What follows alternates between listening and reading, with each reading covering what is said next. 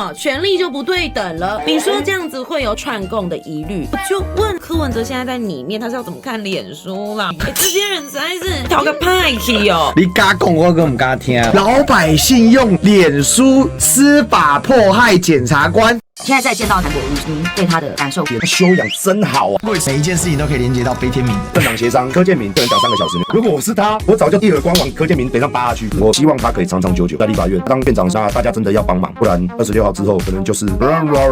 话听不懂的柯建铭院长。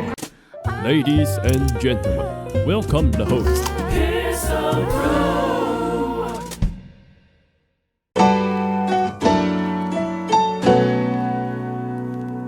最近柯文哲严押庭要再开了，这一次那我觉得匪夷所思，因为北检针对柯文哲的部分只可以个人名义经营的脸书，在押期中几乎天天试图勾串，开庭前后对证人施压，把证人的说辞做成图卡加以批评攻击，证词对自己有利的大肆宣扬，认为柯挑战司法公信力，带动舆论影响司法判断，这是史上绝无仅有的司法压迫手段。今天检察官陈思立说的，北市议员姚博雅作证的时候，更在庭外被支持者羞辱。另外，有政治人物宣称听过金华城案的侦查录音档案，在对外公开播放伪造、变造的档案，借以压迫法官审判，建议柯文哲再羁押禁见。此外，主任检察官林俊廷也表示，柯文哲的案子做政治操作，但图利受贿是法律案件，检察官与柯文哲关系并不相关。我真的是瞠目结舌，这个槽点超多，那么多的证人，他干嘛要帮苗博雅抱冤？当然啦，要先谢谢检察官这么关心，还有帮我们增加脸书的点阅率。那我相信民众之声也都是检调单位非常 follow 的社群平台，但是请检调单位也要思考一下，如果我们没有透过民众之声或相关的友台，针对柯文哲的案件来进行如实的传达给公众，那请问我们还要被检调单位压着打到什么时候？在北基啊，这10个多月的前半年，处境对于柯文哲是非常的不利的。进检每周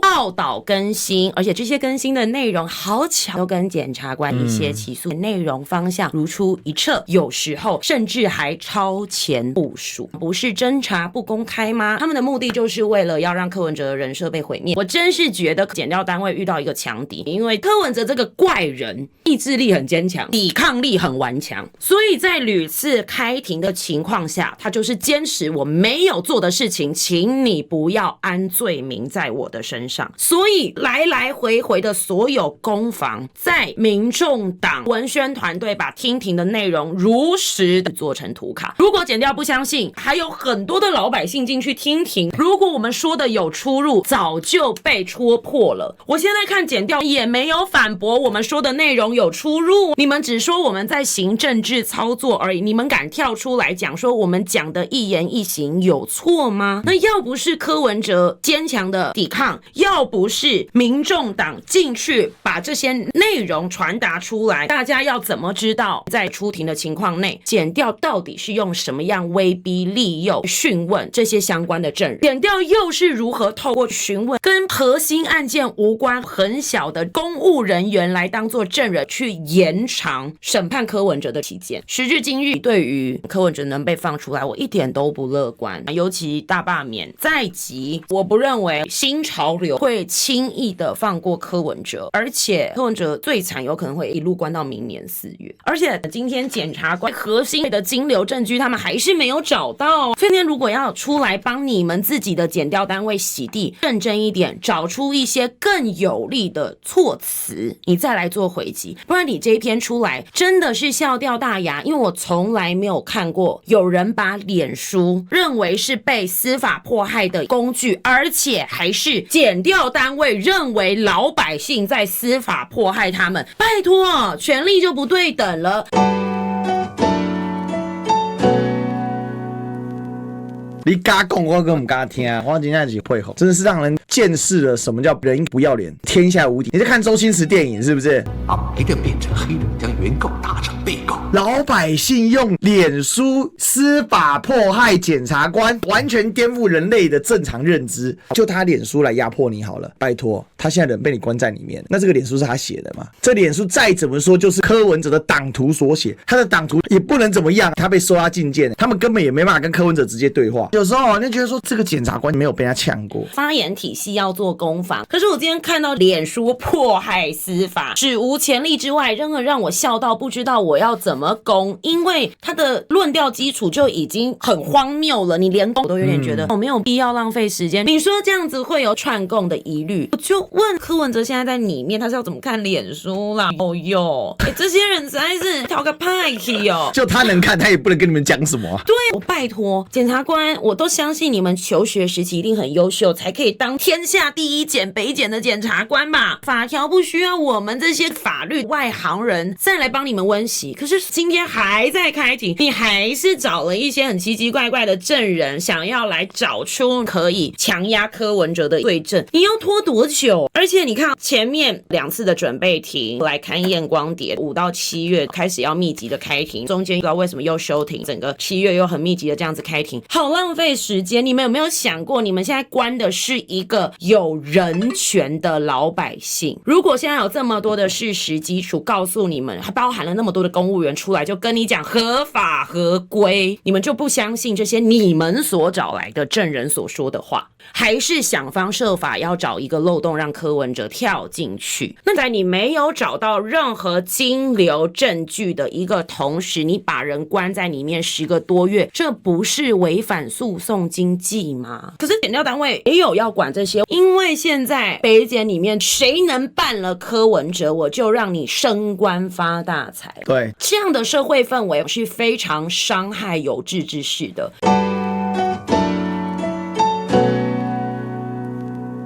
法律在所有的国家里面，我们作为一般老百姓看到念法律的，看到律师、检察官、法官，谁不是尊尊敬敬？而你们现在一连串的闹剧，连偏绿光谱的支持者都认为柯文哲是遭受政治迫害。执政党，你为了要把你的头号敌人关在里面，你竟然去威胁到整个台湾的司法威信跟司法声望，一旦破坏下去，你要做补救就很困难了。所以我恳请赖清德，也恳请新潮流，不要为了你们一时的当权影响台湾的司法威望，这绝对不是台湾民主社会该有的样子。你司法威望、人权的议题上面受到损害，国际看待台湾的角度就会不一样，因为人权、法律都是评断民主的指标之一。你这些全部都毁灭了之后，你未来要拿什么样的民主筹码去跟世界各地说，你们还是要维持台湾的地位，因为台湾是亚洲民主先驱呢？摧毁台湾最根本的价值，从一个号称青年勤政爱乡土的政党开始，何其讽刺！坦白讲，如果柯文哲跟民众党没有一起度过前半年的阵痛期，今天执政党的轨迹就有可能会得逞，那就是一条冤枉的人命被关在里面直到老死，台湾的第3大政党就此被毁灭。这件事情回过头来去看执政党的盘算，我觉得非常可怕，而且心机深沉的一个方式。其实民进党已经是骑虎难下了，对他们来讲，已经错过放出柯文哲最佳的时机。很明显，今天我都不知道北检检察官是不是恨不得跟苗博雅一起坐在政论节目聊柯案，因为他们的所有的理由跟论证的方式，跟苗博雅绿营的政论节目你因为骂柯文哲方式有什么差别？今天如果是正常的检察官，他恨不得柯文哲出去外面在脸书上乱讲一通，我就拿这个来弄你，因为当你放出去，这个脸书就直接跟你重新连线上。那我觉得最好笑就是用贴文试图勾串，不是串就是2个人要连线，你没有连线你怎么串？讲这种话简直不是人在听的，87分不能再高潮。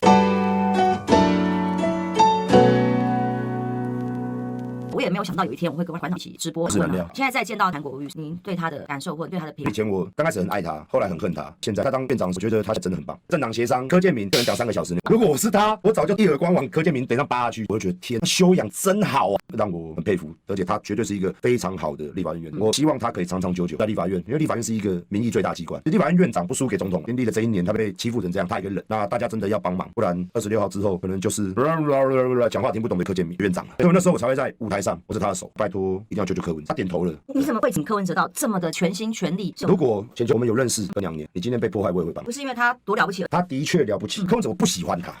但是在人民的角度，民众党的角度，就不能没有他。他是一个让我又爱又恨的男人。他讲话是北吧不给你面子的，但是就是因为这样，他不是一个跟利益沾边的人。你知道有一次我直播宣布我要捐给他100万，我再拿一个我在卖的东西给他吃，他说阿扁你去吃怎么样？正常人就算不好吃，有开直播你也会说面子，他就走就还好，吃他的。所以我觉得如果今天当朋友，他是一个靠腰超难聊天的人，但是政治就是需要这种人，不讲人情，不讲利益，只讲国家，只讲人民。今天这么支持他，不只是他一个理念，另外我们这个国家司法不能这样干，我们在抵抗坏的司法制度，对，这个是一个精神。这段心有所感，跟柯文哲吃饭真的是超级无敌无聊的，因为他什么都不会说，但这个人确实有他的魅力的所在啦。他跟韩国瑜吃饭是完全不一样的感受跟韩国瑜吃饭不是重点，聊天才是重点。上至天文地理，下至百官百业，他每一件事都有自己的看法跟想法，每一件事情都可以连接到悲天悯人，所以完全是不一样的人，很有意思的。所以蛮庆幸认识2位大佬的啦。不过我是觉得政治有时候真的是慕仇恨。看馆长在分享很多事情，我自己是很有所感的。我们大家互相串联。其实说到今年人性有些光辉，他不是包装得出来。其实就像阿管说的，希望院长可以长久做下去，不要被柯建铭换掉，那只能76-83，大家一定要勇敢的站出来。